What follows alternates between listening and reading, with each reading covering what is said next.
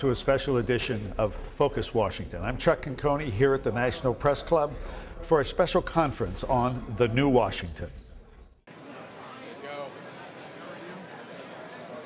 Among the gathering of metropolitan Washington thought leaders at the conference discussing the economic crisis affecting the world were former Governor Tom Ridge. And frankly, if you're not optimistic about America's ability to ultimately work its way through this series of very serious problems, then we're beginning to sound and act like Europe.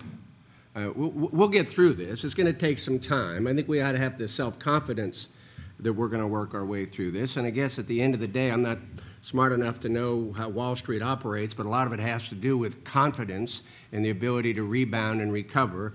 And I do think there's an optimism that this new administration will address these very serious problems, both from a security and economic perspective in a different way. Now, if it turns out to be progressive and positive, but let's not prejudge what's going to happen. My view is, look, you got a new administration, there's new optimism, there's new faces, and I think there are new opportunities for people in the Washington area to affect public policy in a way perhaps that you have not been denied the opportunity to do so before. But I mean, I think now it's almost a responsibility for each and every one of you, regardless of the trade association or the interest you represent, to think differently about how you can pursue your interest and the people that you represent in this new administration. And I'll give you a couple examples of that. So I'm a little bit more bullish longer term on our ability to get through this maze of problems that this country faces. I mean,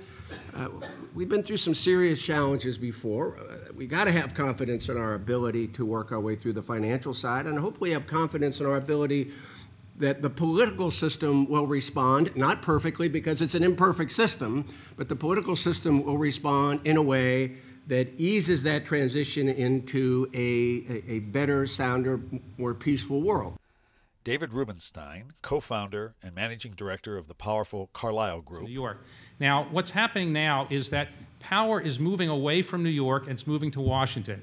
Because when the economies are strong and when the investment world is what is really the engine behind the American growth, people look to New York because that's the center of our financial world.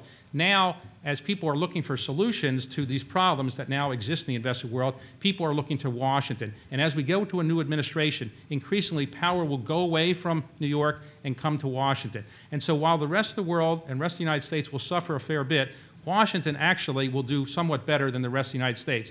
And this is what I mean. The engines of growth in Washington are these: the government. The size of government will not dramatically increase because we keep very careful tabs on the number of people in the government. But the government will grow. We are going to spend an enormous amount of additional money. And I disagree a bit with Tom. I think that the budget, there's no sense now that you can't spend more money. And this is the reason. It used to be the case when we went to school, we took economic courses, we were taught that if you spend a lot of money, it increases inflation and it devalues your currency. Right now, people who are making policy don't care. We want inflation. We want to spend money. We don't care about whether inflation comes about. It would actually be good for our economy. And so people are going to spend, and the Congress is going to spend enormous amounts of money. You hear about the stimulus packages. Initially, people were talking about $150 billion, then $300 billion, then $500 billion, then $800 billion. Now people are talking about $1 trillion stimulus package. And everybody's trying to one-up everybody else. When it's all said and done, the way Washington operates, I wouldn't be surprised if the stimulus package is somewhere between $700 and $1 trillion. And that will dramatically increase the federal deficit, and that will be a problem. It will inflate our economy, but people in Washington don't care about that as much right now. What they want to do is get people back to work and get the economy going again. And Joe Robert, chairman and CEO of the J.E. Robert Companies. So for the most part, in a deflationary depression, as we're experiencing now, part of the components of it, all investment assets are in essence deflating. And this results in already over-leveraged companies, over-leveraged assets, in effect becoming more leveraged because the value of the assets is declining faster than our ability, either as an economy or individuals or companies, to pay down the debt. That forces asset sales, or it creates a liquidity trap. Companies are squeezed for cash. and obviously begin to sell assets, many of them illiquid, into a thin or non-existent market in order to continue to pay down the leverage. And it becomes a self-reinforcing downward spiral. It's essentially a race to the bottom as asset prices continue to decline with our inability to pay off the debt. So this deleveraging process is global.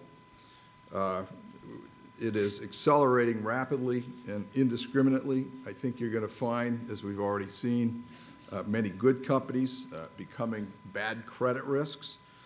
So what does that sound like to you? Does that sound like a recession, or does it sound like a depression? And those are basically the definitions. We were able to talk to a few of the key participants at the conference who, while concerned about the growing economic malaise, nonetheless felt that Washington would actually see a shift of the New York financial power base to Washington, along with a growth in industries that deal with government, law, lobbying, and communications. Steve, the economic crisis is pretty severe right now, but we in Washington always say it doesn't affect us quite in the same way. Is that still going to hold true? Yes, we're cushioned on the downside of the cycle here by the federal spending in the Washington economy. Accounts for about 1/3 of the locally generated resources. And so our base, as opposed to the automotive sector that drives Detroit, is really quite stable. It's counter-cyclical in some ways as well. Often when there's a crisis, whether it's a war or a recession, the federal government ramps up its spending and we benefit. But you said life will be different for Americans, even on into the future. You said our children and our grandchildren, life will be much different for them. Well, for the last 100 years, we have been a dominant economy in the world, and no one can stay the dominant economy in the world forever. So I do think we have to recognize that the world is changing a bit, and there are other enormous sources of economic power in the world, China, for example, and that we will share economic power around the world for the next century. What are your expectations? People always say that Washington is pretty much recession-proof. Well, I think it's non-cyclical. It's neither up nor down. It continues to grow. Companies come and go as the priorities change in Washington, but understand that for most of us and for many capitals around the world, it's a one-company town. The business of serving government is the business here in town, and the industries that support those businesses that are on the front lines are also vital to the broader community and the economic interests of the companies and communities in Greater Washington. This has been a special edition of Focus Washington.